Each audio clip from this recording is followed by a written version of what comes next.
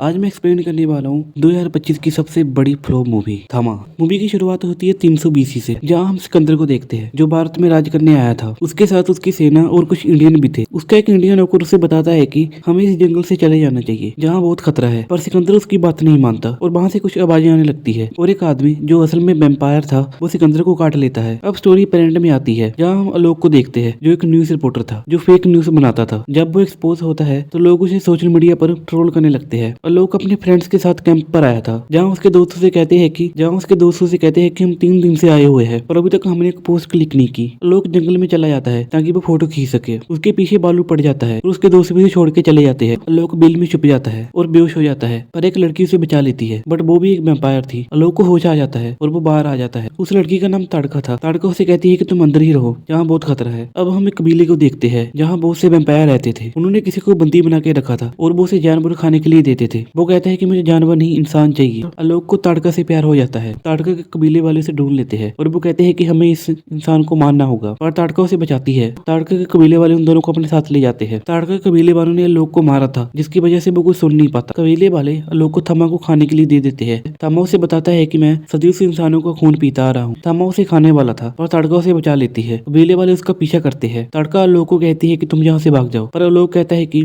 तुम भी मेरे साथ चलो। ताड़का पहले मना करती है पर वो फिर उसके साथ चली जाती है। आलोक घर पहुंचता है तो देखता है कि उसकी मम्मी डैडी ने उसका श्राद्ध करवाया हुआ था और उसको देख के उसकी मम्मी बड़ी खुश होती है और उसके डैड को उस पर शक होता है। वो उसे सवाल पूछने लगते हैं और उसकी बॉडी के निशान चेक करने लगते हैं। एनीवेज आलोक कहता है कि ये ताड़का है, इसने मेरी जान बचाई है और आज से ये हमारे साथ रहेगी। और उसके डैड को अब उस लड़की पर शक होता है। ताड़का को खाना अच्छा नहीं लगता क्योंकि आलोक और उसकी फैमिली वेजिटेरियन थी और ताड़का को नॉन वेज खाना था। उसको बेड पर नींद नहीं आ रही थी और वो दोनों नीचे सो जाते हैं। आलोक की मम्मी को लगता है कि उनका कुछ चक्कर चल रहा है। इधर थम्मा अपने साथी को हुक्म देता है कि आलोक और ताड़का को पकड़ के लेके आओ। आलोक के डैड ताड़का को पेड़ पर चढ़ते हुए देख लेते हैं और वो इसके बारे में आलोक की मम्मी को बताते हैं, पर वो उनकी बातों पर विश्वास नहीं करती। आलोक देखता है कि ताड़का एक डॉग को खाने वाली थी। वो उसे रोक लेता है। आलोक ताड़का को होटल में ले जाता है जहाँ कुछ लोगों से उसकी बहस हो जाती है। वो लोग उसके पीछे पड़ जाते हैं। आलोक उन्हें समझाता है पर वो उसे मारने लगते हैं। ताड़का उन सबको मारती है और आलोक को गल ले जाती है। आलोक को पता चल जाता है कि ताड़का एक ड्रैकुला है। वो उसे डरने लगता है। ताड़का उसे बताती है कि हमें लोगों की मदद करने के लिए बनाया गया था और हम बुरे लोगों को मारते थे, पर 1947 के दंगों के बाद हमें लोगों को नहीं मारा, पर थमा नहीं रुका, इसलिए हमने उसे बंदी बना लिया। इंस्पेक्टर ताड़का से मिलने आता है। वो भी एक ड्रैकुला था। वो कहता है कि तुमने बहुत गलत किया है। इंस्पेक्टर उसे कहता है कि तुमने उन लड़कों को मार दिया और तुम बच के रहना। आलोक ताड़का को वापस भेज देता है